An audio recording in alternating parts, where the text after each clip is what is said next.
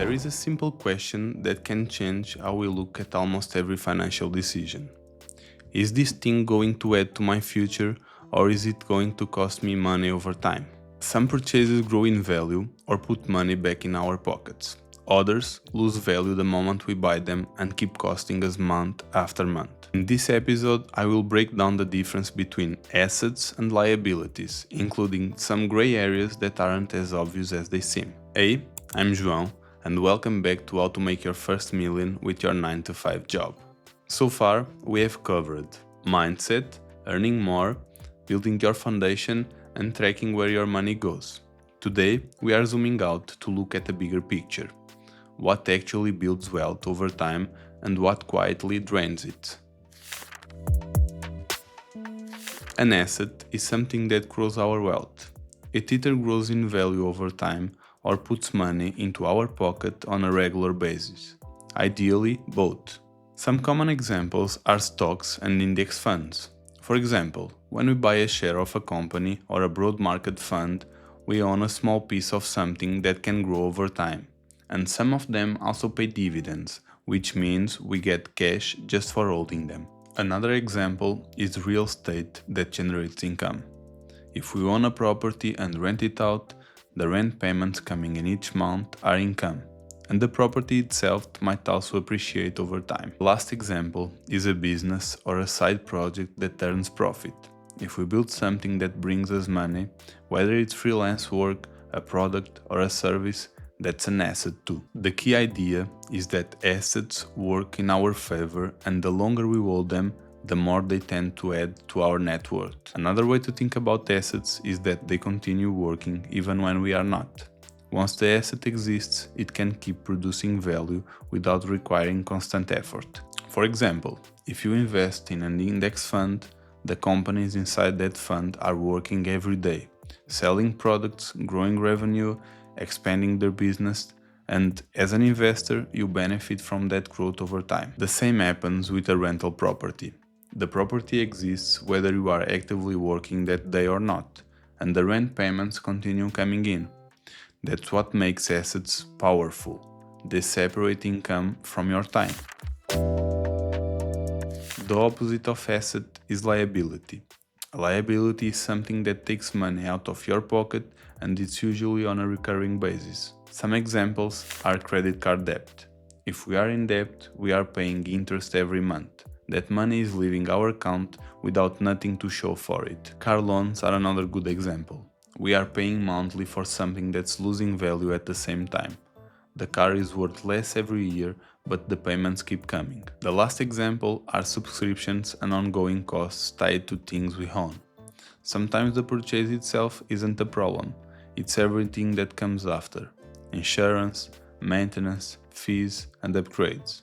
To understand, liabilities reduce our net worth over time. They don't grow, they don't pay us back, they just cost us money. Sometimes liabilities don't look like liabilities at first. A luxury purchase might feel harmless in the moment. A bigger car, a more expensive apartment, the newest gadget. But if that purchase increases your monthly expenses for a year, it's quietly pulling money away from investments that could have grown. That's why lifestyle inflation can be so dangerous. As income increases, expenses often grow at the same pace, leaving very little room for assets to accumulate. We also have some gray areas, and they are tricky. Some things feel like assets but actually behave more like liabilities, at least financially. Let's take a car as an example. For most people, a car is necessary. It gets us to work, it gives us freedom, it's part of our daily life. But from a financial perspective, it's not building wealth. It loses value every year, and it costs money to insure, maintain, and repair. The fact that the car is useful doesn't make it an investment. Same with a house, specifically our primary home. Owning a home feels like building wealth, and in some ways it can be. But if you are living in it, it's also costing you money every month. Mortgage, taxes, maintenance, repairs, it's not generating income. It might appreciate over time or it might not, depending on the market and how long you stay. A house becomes more clearly an asset when it produces income, like a rental property where someone else is paying you to live there. But the home you live is in somewhere in between. This isn't to say you shouldn't buy a car or house. These things have value beyond financially. The point is just to be clear about what category they fall into.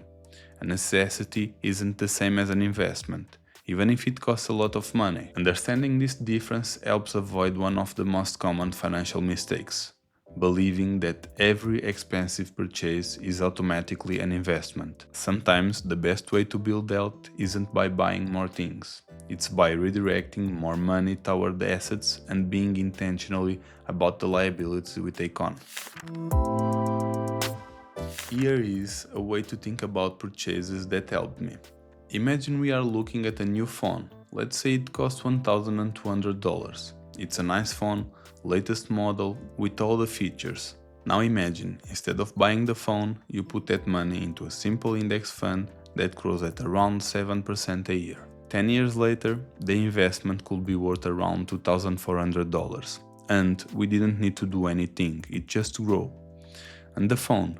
It's probably in a drawer somewhere, maybe worth $50. That's the difference. One option grows over time. The other loses almost all its value. Or there is a middle ground, and normally this is my approach. I buy a phone that does what I need for $300 instead of $1,200 and invest the remaining. You still get the phone and you still put the money to work.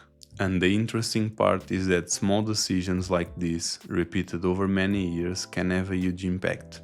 If every time, instead of upgrading something, we redirect part of that money towards investment, those small amounts start compounding over time. Before spending money on something significant, it helps to ask a simple question. What's this going to be worth in 5 years? If it's an investment like stocks or funds, chances are it will be worth more than we paid, or it will have generated returns along the way. If it's a car or a phone, the chances are it will be worth a fraction of what we paid, or nothing at all.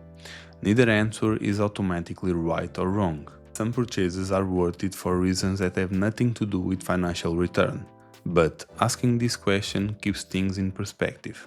Over time, directing money towards things that grow and less toward things that don't is one of the clearest ways to build wealth. And the goal isn't about perfection. Nobody invests every dollar. The goal is simply to make sure that meaningful portions of your money is going toward assets instead of only liabilities. Let's summarize. Assets add to your wealth. Liabilities subtract from it.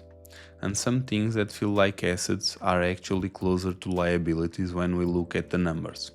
None of this means living without nice things, it just means being clear about what's actually building our future and what's just costing money. When extra money comes in from a raise, a bonus, or a side project, I always question myself the same. Does this go to something that grows or something that drains? And the more often that the answer is something that grows, the faster things start moving in the right direction. In the next episode, we are going to talk about compound interest and how small amounts invested consistently can turn into something much bigger over time. It's one of the most powerful concepts in finance, and it works even if you are starting with just a few $100s a month. Hit subscribe, and I will see you in episode 6.